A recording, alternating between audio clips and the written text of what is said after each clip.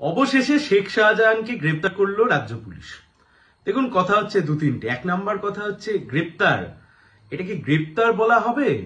গ্রেপ্তার তো আলাদা বিষয়, কিন্তু যাকে পুলিশ, রাজ্য পুলিশ কার্যত নিজেই নিরাপত্তা দিয়ে রেখে দিয়েছিল তাকে গ্রেপ্তার, তার মানে একজনকে একটা ঘরে রাখা হয়েছিল, সেই ঘর থেকে তাকে আরেকটা ঘরে আনা হচ্ছে মাত্র। কেন আপনাকে এই কথা বলছি? এই কথা বলবার সময় আপনাদেরকে তিনটি চরিত্রের সাথে আরো একবার পরিচয় করিয়ে দেব। এক নাম্বার হচ্ছে বারিক বিশ্বাস, দু নাম্বার হচ্ছে অনুব্রত মণ্ডল, আর তিন নাম্বার হচ্ছে বীরভূমের সেই শিব ঠাকুরকে মনে আছে আপনাদের নিশ্চয়ই। কেন আপনাদেরকে এই কথা বলছি? এই কথা বলছি তার কারণ, আব্দুল বারিক বিশ্বাসকে গরু পাচারের মামলায় অনুব্রত মণ্ডল অ্যারেস্ট হওয়ার পরেতে সিবিআই তখন চারিদিকে খুঁজে বেড়াচ্ছে। সিবিআই বারিক বিশ্বাসকে পাগলের মতো খুঁজছে গোটা দেশ জুড়ে, গোটা পশ্চিমবাংলা জুড়ে। ঠিক সেই সময়তে অন্য একটি মামলাতে সিআইডি অর্থাৎ রাজ্যের সিআইডি, রাজ্য সিআইডির কাছে আব্দুল বারিক বিশ্বাস ধরা পড়ে যায়। মানে একবার বুঝুন, অনুব্রত মণ্ডল গ্রেপ্তার হওয়ার পরে ঠিক সেই মামলার একদম রেশ টেনে আব্দুল বারিক বিশ্বাসকে হন্য হয়ে খুঁজছে সিবিআই। ঠিক সেই সময়তে সিবিআই যাতে আব্দুল বারিক বিশ্বাসকে না পায়, তাই জন্য সেই সময়তে গ্রেপ্তার হয়ে গেল কে? আব্দুল বারিক বিশ্বাস। কার হাতে গ্রেপ্তার হয়ে গেল? সিআইডির হাতে। আজ অব্দি সিবিআই কিন্তু তারা টিকিট নাগাল পায়নি, তাকে ইন্টারোগেট পর্যন্ত করতে পারেনি। এক নাম্বার কথা। দু নাম্বার কথা, কেন আপনাকে অনুব্রত মণ্ডল এবং শিব ঠাকুর মণ্ডলের কথা মনে করালাম?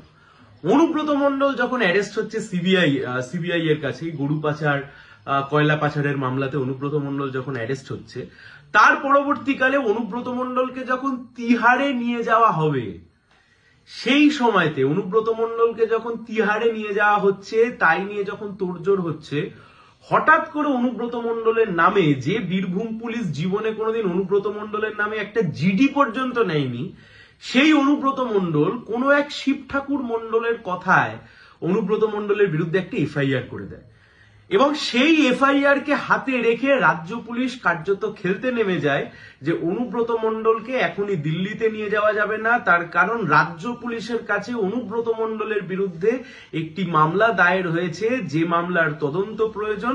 ফলে অনুব্রত মণ্ডলকে যে কোনোভাবে তিহাড় যাত্রা থেকে আটকানোর জন্য এই শিব ঠাকুর মণ্ডলকে দিয়ে কার্যত তখন মামলা করানো হয়। আর এই শিব ঠাকুর মণ্ডলের স্ত্রী আবার ঘটনাচক্রে একটি পঞ্চায়েত প্রধান।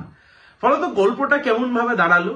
পশ্চিমবাংলার রাজ্য পুলিশ অথবা আমাদের রাজ্যের সিআইডিও বিভিন্ন সময়তে এমন এমন কিছু ব্যক্তিকে গ্রেপ্তার করেছে, আসলে যে গ্রেপ্তার মানুষের চোখে গ্রেপ্তার মনে হলেও আক্ষরিক অর্থে যাতে সেই ব্যক্তিরও লাভ হয়েছে, দুই, যে মাথা দুর্নীতির বসে রয়েছে তারাও লাভবান হয়েছে।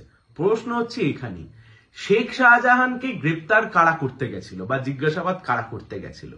শেখ শাহজাহানকে গ্রেপ্তার করতে গেছিল বা জিজ্ঞাসাবাদ করতে গেছিল ইডি। কোন মামলায় জিজ্ঞাসাবাদ করতে গেছিল? রেশন দুর্নীতির মামলায়।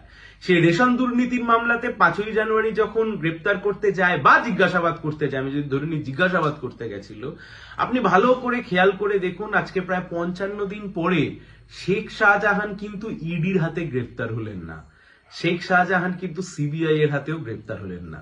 শেখ শাহজাহান কিন্তু গ্রেপ্তার হলো রাজ্য পুলিশের দ্বারা।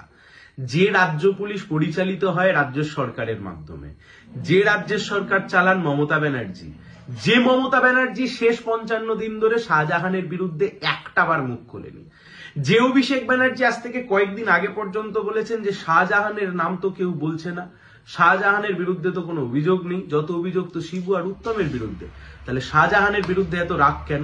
তাহলে ঘটনাচক্রে আব্দুল বারিক বিশ্বাস, ঘটনাচক্রে অনুব্রত মণ্ডল, শিব ঠাকুর মণ্ডল, আর ঠিক একই ঘটনাক্রমে শেখ শাহজাহানের রাজ্য পুলিশের হাতে ধরা পড়ে যাওয়া মানে ওই আর কি, রাজ্য পুলিশের নিরাপত্তা বলয়েতে ছিল, এখন তুলে নিয়ে এসে জেলের নিরাপত্তার মধ্যে রাখা।